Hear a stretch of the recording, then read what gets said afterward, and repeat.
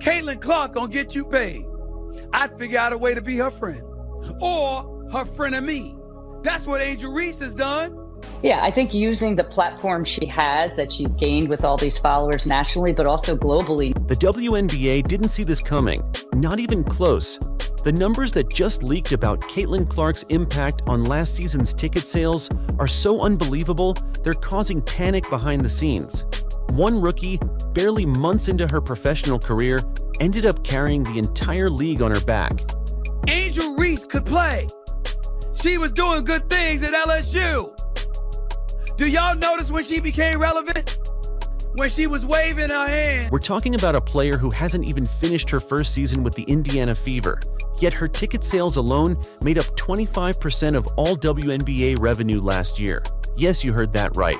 One player, one rookie, with nearly a quarter of the league's ticket money tied directly to her name.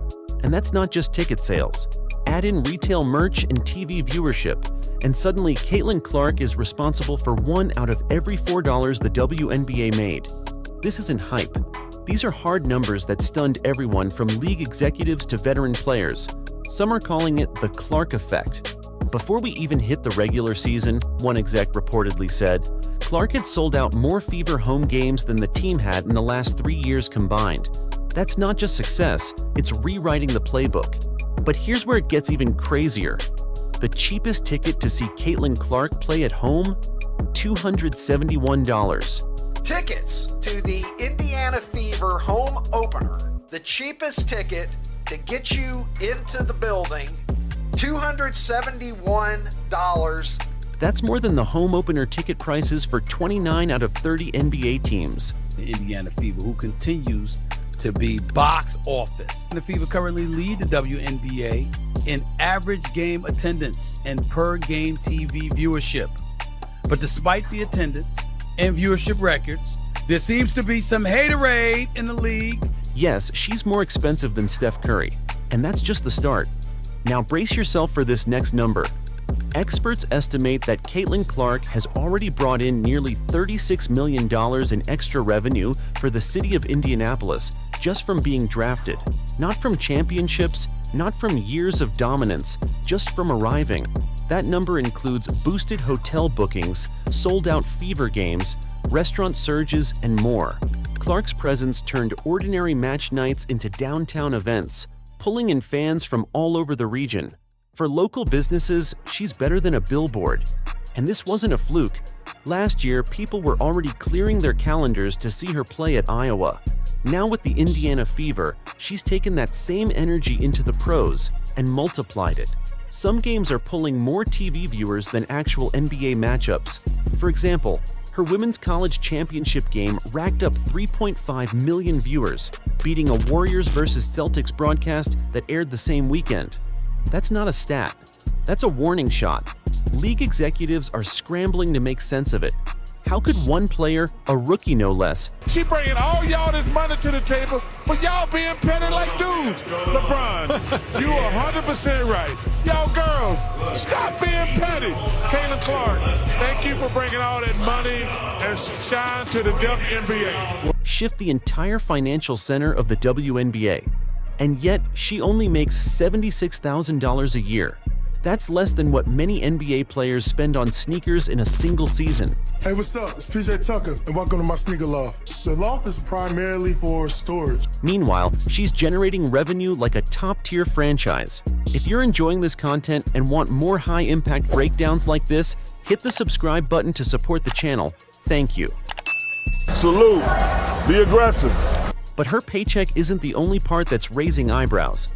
Let's take a deeper look at how wild this really is.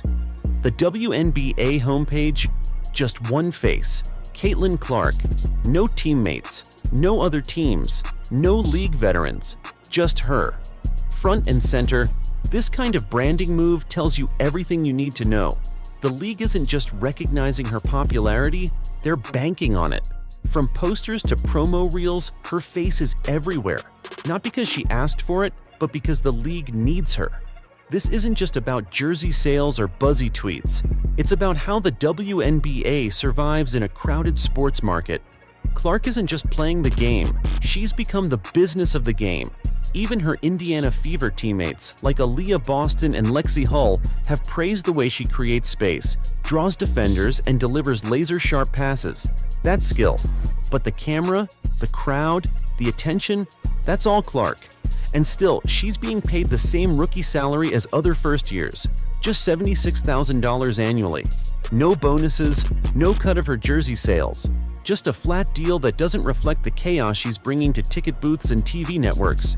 Now imagine being the top player in a league and still not making enough to cover your own billboard. But it's not just fans who are shocked by this. Things really start heating up when you follow the money trail. Social media blew up once the leaked numbers dropped.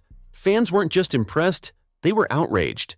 Comment after comment asked the same thing. How can the WNBA justify paying someone generating 25% of its revenue the same as everyone else? The league's pay cap system is now under fire. Unlike the NBA, where top rookies sign multi-million-dollar contracts, Caitlin Clark's total 4-year deal sits at just $338,000. Meanwhile, last year's NBA #1 pick walked away with a $55 million rookie deal. That's not just a gap, that's a canyon. And while some fans try to argue that the WNBA just doesn't have the revenue, others point directly to Clark's impact and say she is the revenue. People aren't just coming for the games anymore, they're coming for her.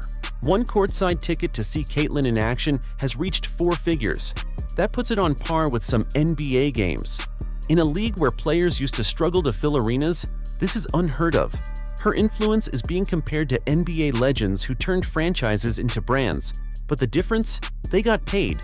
She hasn't. And if you think this is only about Caitlin Clark, think again. Now here's where things could take a dramatic turn. With all the buzz and frustration surrounding Caitlin Clark's low salary, one question has started gaining traction. What if she leaves the WNBA altogether? It's not just a wild theory, it's a real option. Overseas leagues, especially in Europe, are known to pay top-tier female basketball players far more than the WNBA. The EuroLeague, for example, has dished out contracts in the 6- and even 7-figure range to players who don't come close to Clark's level of market power. Imagine this. Clark heads to Turkey or Spain and signs a deal worth $500,000 to $1 million, not including endorsements. She'd be playing fewer games, earning more money, and still dominating on the court. She's a superstar, not a female superstar. She is a superstar. She moves the needle. The WNBA has been looking for someone who moves the needle. The ratings just came in. Caitlin Clark's game on Sunday. The WNBA would be left scrambling, not just for talent, but for attention. And the truth is, it's happened before. Stars like Diana Taurasi took lucrative overseas deals when WNBA salaries couldn't compete. The league dodged a bullet back then, but Clark's exit would be a disaster on a completely different scale. Think about it. The woman who saved the WNBA might end up making history somewhere else just because the league couldn't pay her. That's not just bad PR, that's bad business. And the tension doesn't stop with fans or contracts. It's boiling over in the locker room too. Behind the cameras and headlines, there's real friction brewing. While fans are praising Caitlin Clark for bringing attention to women's basketball, not everyone in the WNBA is celebrating. Some players are quietly, and not so quietly, pushing back. From the moment Clark entered the league, comments started popping up, subtle jabs about media favoritism, whispers that she didn't earn the spotlight, and even direct shade from veterans who felt overlooked despite years in the league. This tension has spilled onto social media and even during games. Some argue it's jealousy. Others say it's frustration with the system that's now orbiting around one player. Either way, the locker room vibes are tense. And while Clark keeps it professional, the spotlight only grows brighter. Every game she plays, every jersey she sells, every packed arena she walks into adds fuel to the fire.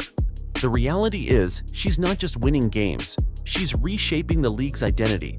Aaliyah Boston, Kelsey Mitchell, and Lexi Hull may be part of the Indiana Fever's rising core, but it's Clark's face on every billboard.